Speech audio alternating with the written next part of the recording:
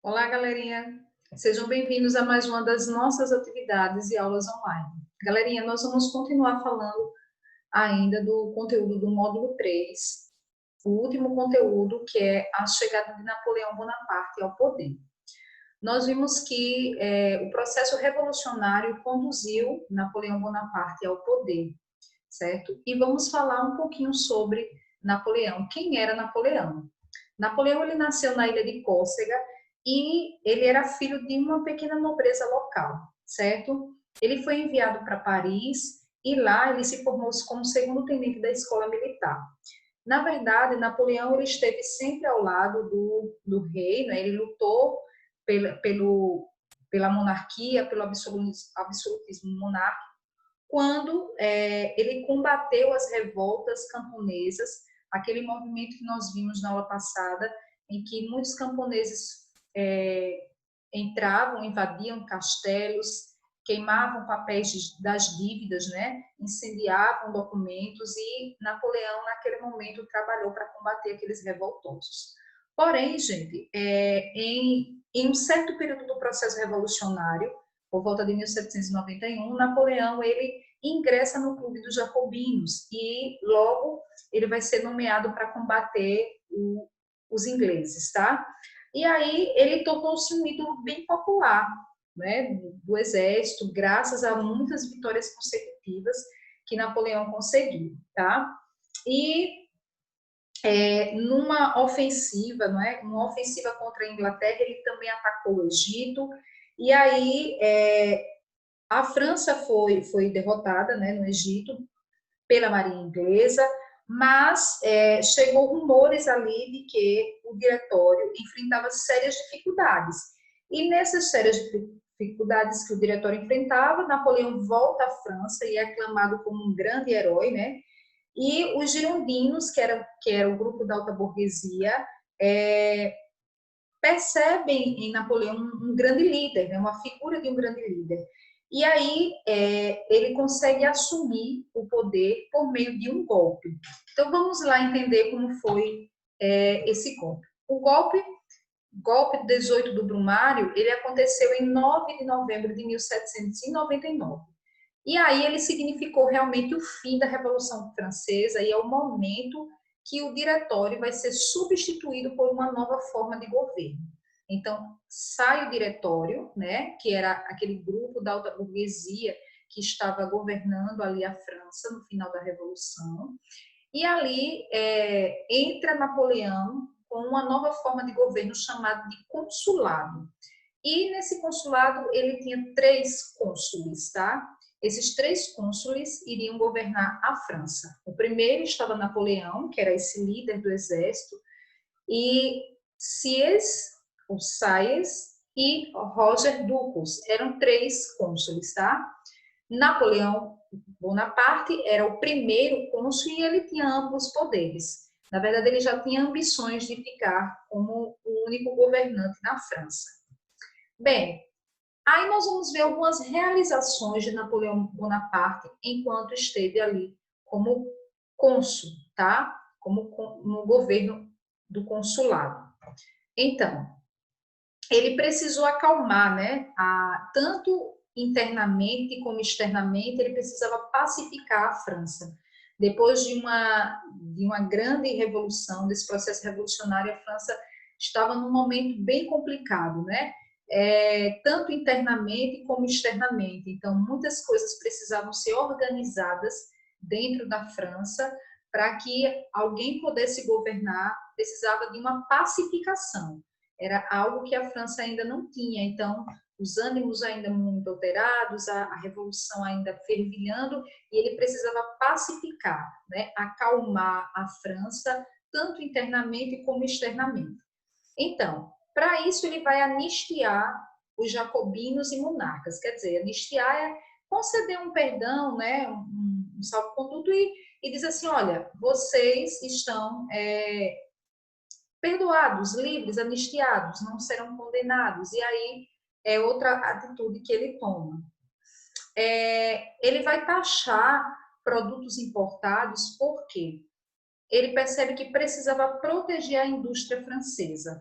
Para proteger a indústria nacional, ele queria forçar a população a consumir os produtos produzidos na França. E para isso, os produtos que vinham de fora precisavam ser taxados, porque de qualquer forma impulsionaria o povo francês a comprar produtos da indústria nacional, da indústria francesa. Outra atitude tomada por ele foi a fundação do Banco da França. Ele criou o Banco da França porque ele queria controlar a inflação, que naquele momento estava muito alta.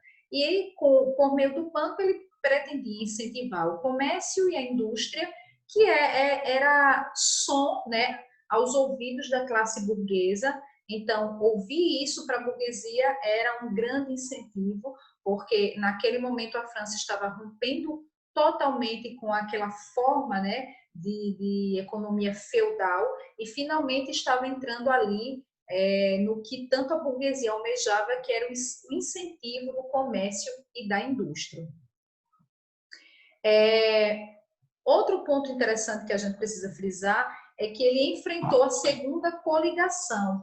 Então, quem era essa segunda coligação, gente? A segunda coligação contra a França, né, que era um grupo de países que se reuniram contra a França, ele era liderada pela Inglaterra.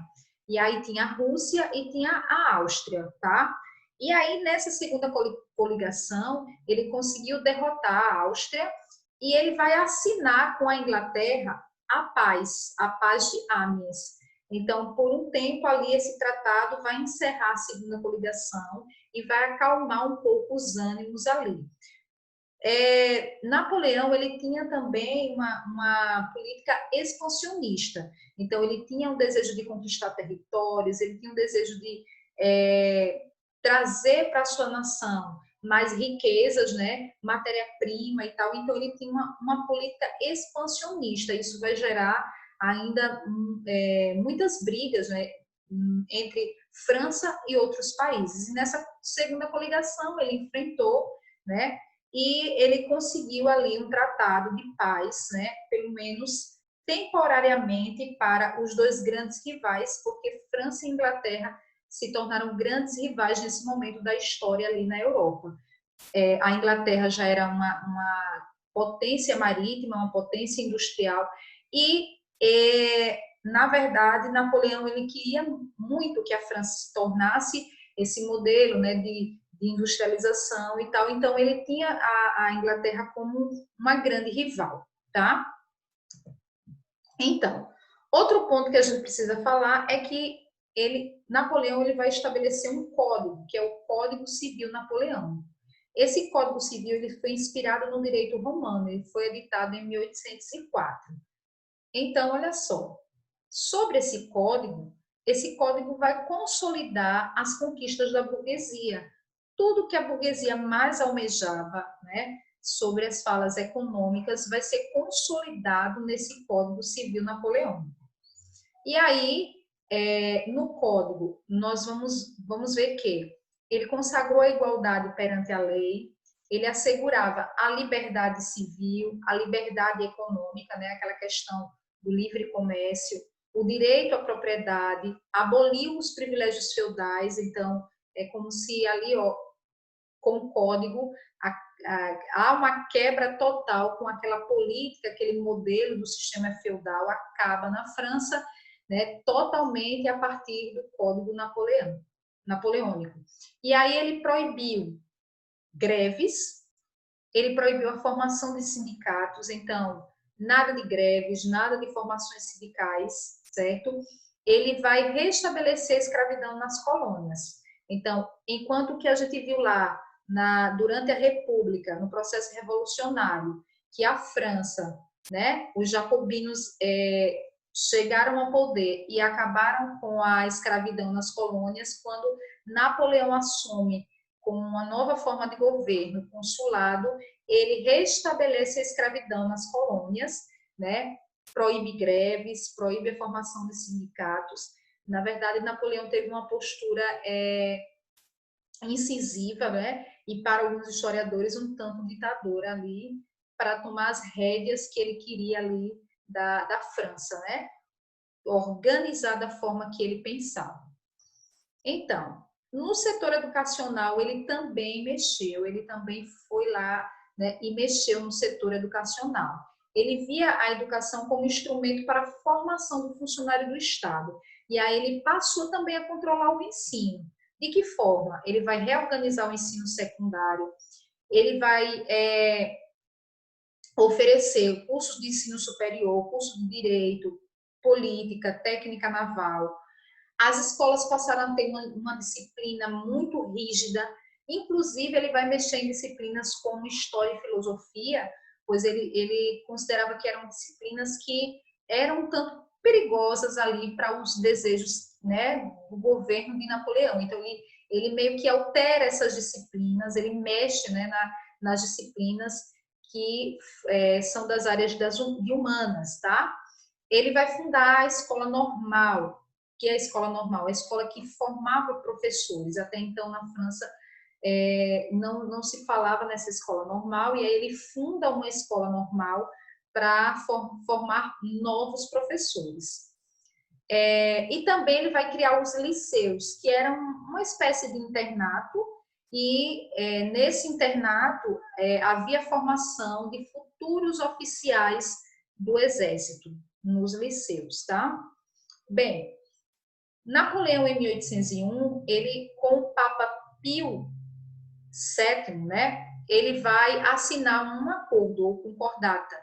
E um dos itens desse acordo é que a igreja ela vai reconhecer a nacionalização de seus bens.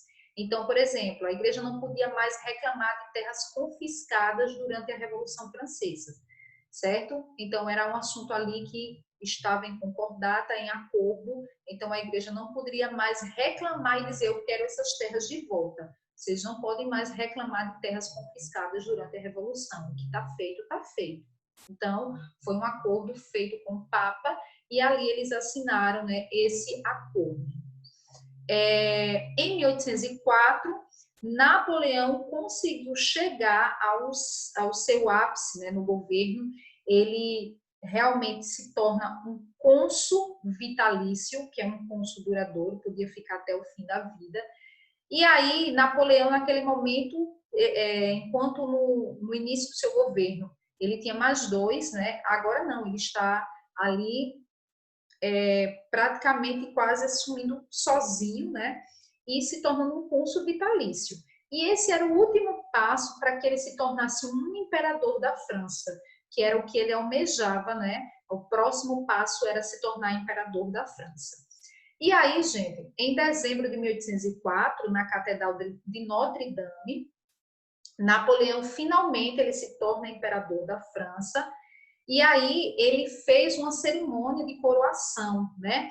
Ele chamou o Papa e disse assim, olha, você está convidado, tal. Mas o que é interessante dessa convocação é que na hora que o Papa ia coroá-lo, ele toma a coroa, né, das mãos do Papa e ele se autocoroa. Ele coloca a coroa sobre sua cabeça. Então, não é o Papa que o coroa, ele mesmo, né, faz essa movimentação de pegar a coroa da mão do Papa e colocar em sua cabeça. E o que isso significava?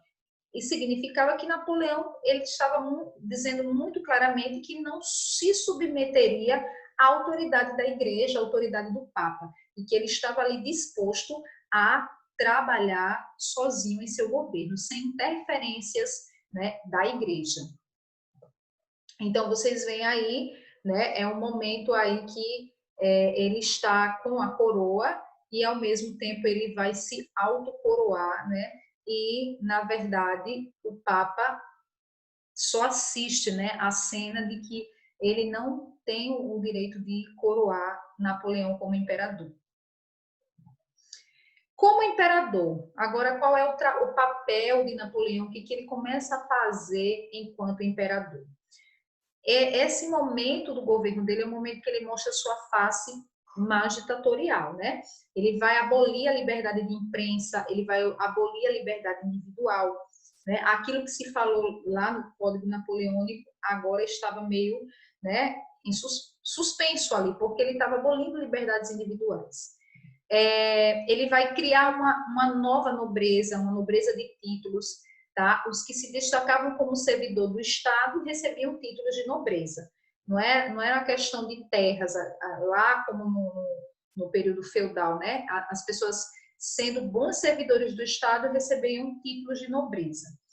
E aí ele começa uma disputa com a Inglaterra, né? Disputou com a Inglaterra a hegemonia política e econômica da Europa. Então, ele transformou a Inglaterra numa grande rival. Então, assim, ele via, né, a Inglaterra como sua grande rival ali para a França. E ali ele por meio da sua política expansionista, né, ele queria invadir também a Inglaterra, assim como ele já vinha invadindo alguns territórios na França, especialmente, não é, para explorar esses territórios, para tirar matéria-prima que interessava para a indústria francesa. E aí ele enfrenta a terceira coligação. A gente falou da segunda, né? E ele enfrenta a terceira coligação contra a Áustria, né? Então, contra a Áustria, contra a Inglaterra, Áustria e Prússia, nessa terceira coligação, né? Em 1805, Inglaterra e França se enfrentam, né, mais uma vez. Na segunda coligação, elas tinham, as duas nações tinham assinado um tratado de paz, mas aí, mais uma vez, por causa dessa política expansionista, né, de Napoleão, de invadir territórios, de se tornar o senhor absoluto ali da Europa, né, de querer governar e mandar em outros territórios, essa terceira coligação se forma para enfrentar a França. E aí a França é derrotada na Batalha de Trafalgar, certo? Quem vence é a Inglaterra.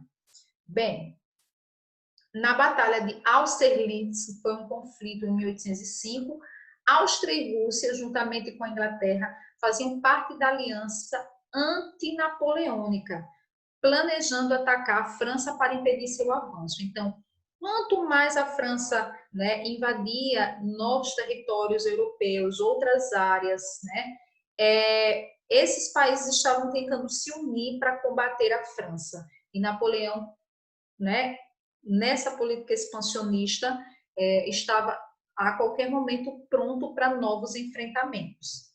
Então, Napoleão, que adotou uma política expansionista, como eu já falei aqui anteriormente, ele tinha muitos inimigos, e aí os seus maiores eram Inglaterra, Áustria, Prússia e Rússia.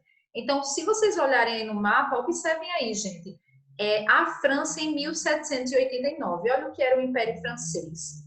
Olha o que aconteceu com a França em 1801, olha os territórios que ele saiu ali minando e conquistando. E olha em 1812, né? Vejam aí no mapa esses territórios aí nesse marronzinho mais escuro, que são territórios que a França também avançou, né? Conquistou por conta da política expansionista de Napoleão Bonaparte. Então, aí vem a quarta coligação, de 1806 a 1807. Essa quarta coligação, ela envolve Inglaterra, Rússia e Prússia. Essas nações, mais uma vez, estão unidas contra a França. A Prússia vai ser derrotada em 1806, tá? E aí, Napoleão, na verdade, ele não consegue derrotar militarmente a Inglaterra. A Inglaterra é forte, a Inglaterra tem uma grande vantagem, né, que é a sua força naval. Ela estava no mar ali, e ali ela conseguia, sim, combater o inimigo, né, com sua força da marinha, sua força naval.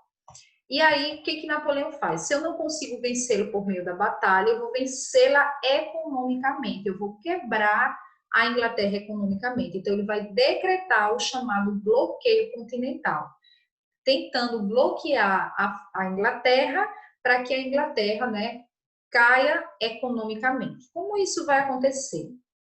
Então, é assim, gente, no bloqueio continental, Napoleão vai proibir que qualquer nação europeia continue fazendo comércio com a Inglaterra. Então, ele não queria que as nações comprassem, né, da Inglaterra ou vendessem a Inglaterra. Então, a Inglaterra que basicamente tinha uma diversidade de produtos, porque já tinha uma indústria desenvolvida. Muitas nações dependiam, sim, de produtos ingleses, né? Compravam produtos ingleses. E algumas nações também dependiam porque vendiam, né, matéria-prima também para a Inglaterra. E qual era o objetivo disso? Se as nações europeias não comprassem produtos ingleses, né, e não vendessem a Inglaterra, ele queria fragilizar, enfraquecer a Inglaterra economicamente. E, nesse sentido, ele desenvolveria a indústria francesa. Então, as nações, né, por sua vez, iam se dirigir à França para comprar, né, tudo que precisasse, e aí ele eliminaria essa concorrência com a Inglaterra, que era uma concorrência forte, já que ela tinha uma indústria, né, já bem desenvolvida na época, tá? Então, veja aí no mapa a França e suas possessões, e veja aí o isolamento, o bloqueio continental, tá? Você vê aí, ó, partindo de Lisboa, né? Todo esse caminho aí até a Noruega. Então, nessas estrelinhas rosas são vitórias de Napoleão na sua política expansionista, e as de cor cinza são áreas que ele invadiu e ele foi derrotado, tá? Mas vejam que ele consegue sim expandir bastante o território. Aí acontece um probleminha, gente, nesse bloqueio em relação a Portugal. Portugal não conseguiu aderir ao bloqueio.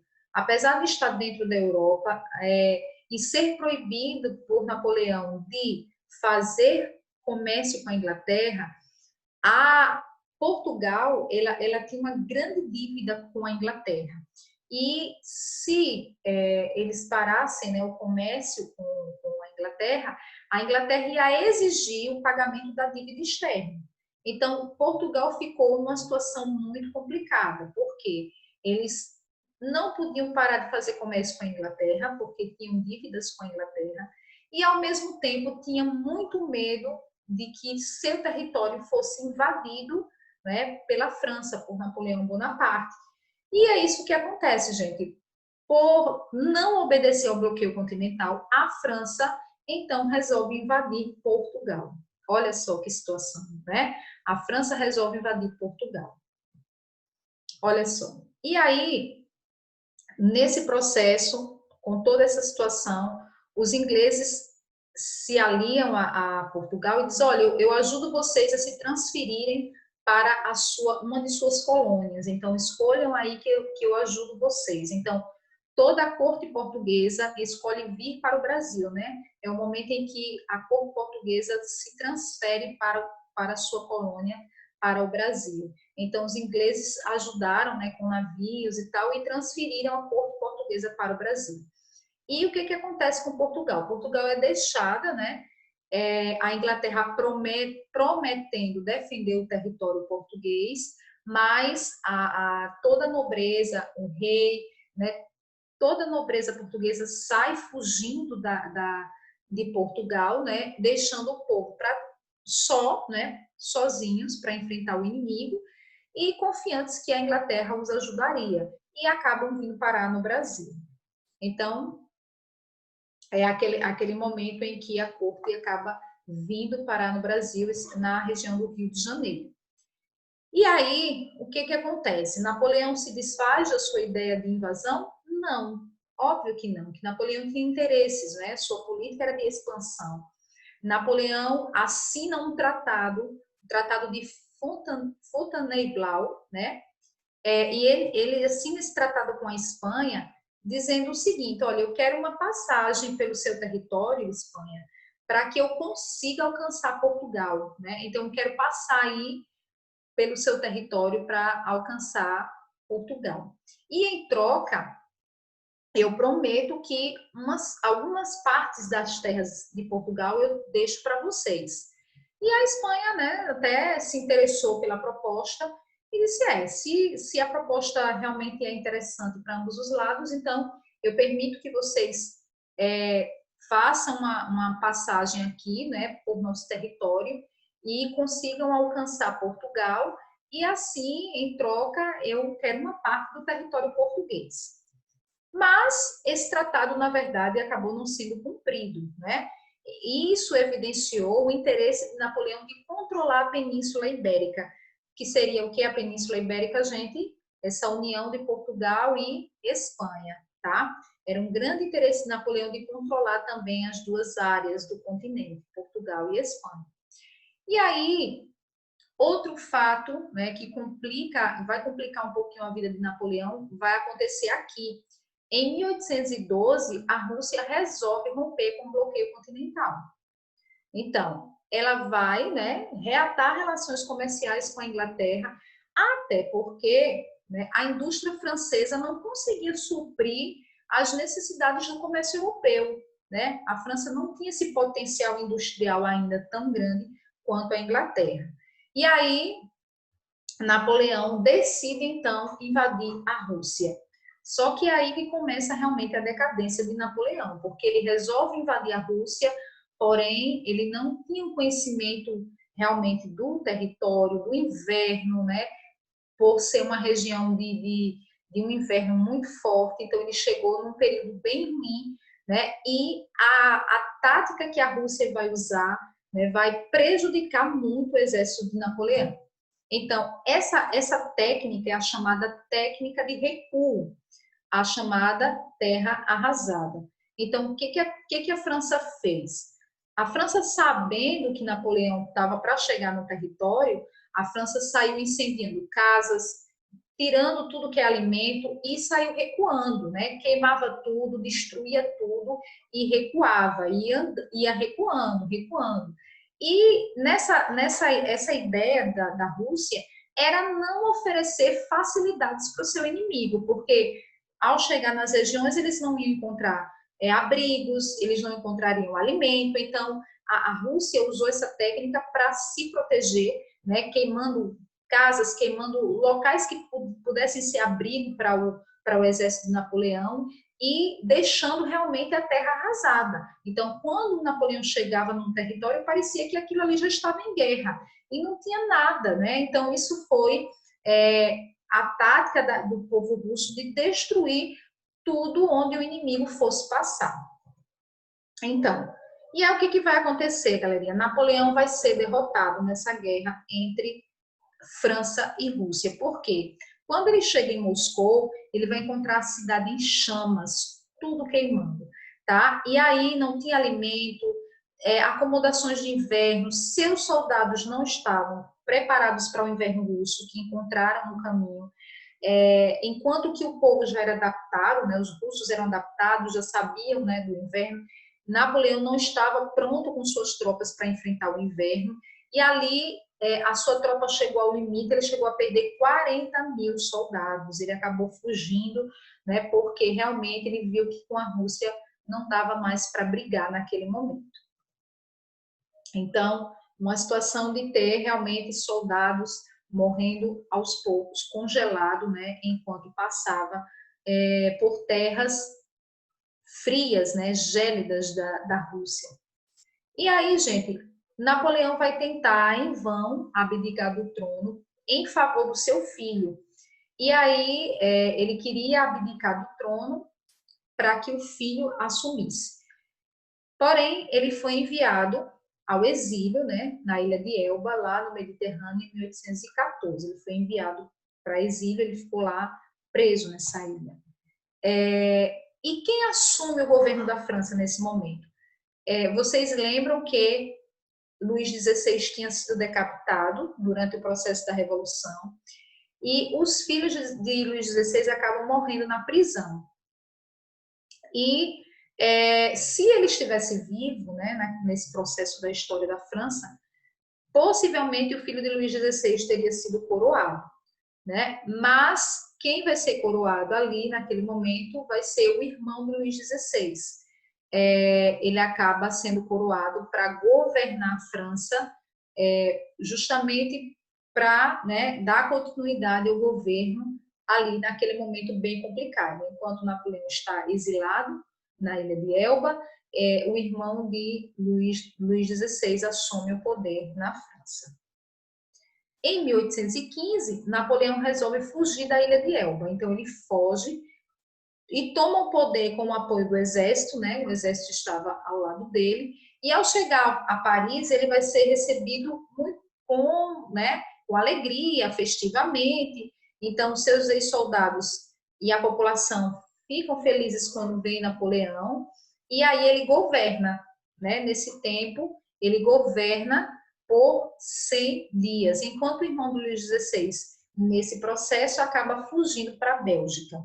E aí, na Batalha de Waterloo, Napoleão finalmente vai ser derrotado, ele vai ser condenado ao exílio na ilha de Santa Helena, no Atlântico, e é o fim do governo de Napoleão, tá, galerinha? Então, finalmente, Napoleão, na Batalha de Waterloo, ele vai ser derrotado, e ele tentou abdicar novamente em favor de seu filho, mas nesse momento foi em vão, não adiantou as tentativas.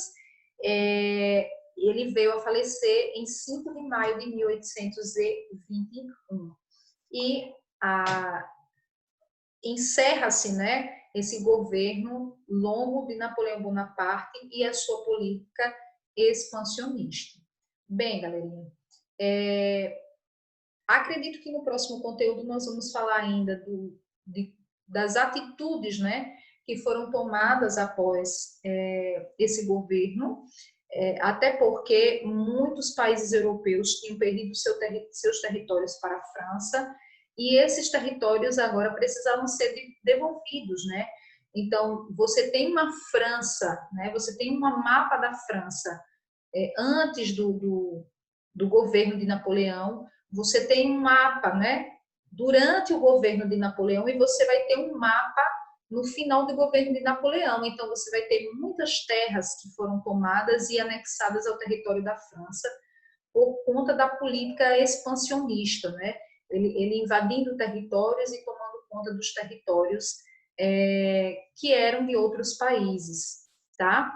E aí nós vamos ver que novas políticas serão adotadas para que esses territórios voltem para os seus antigos países, certo?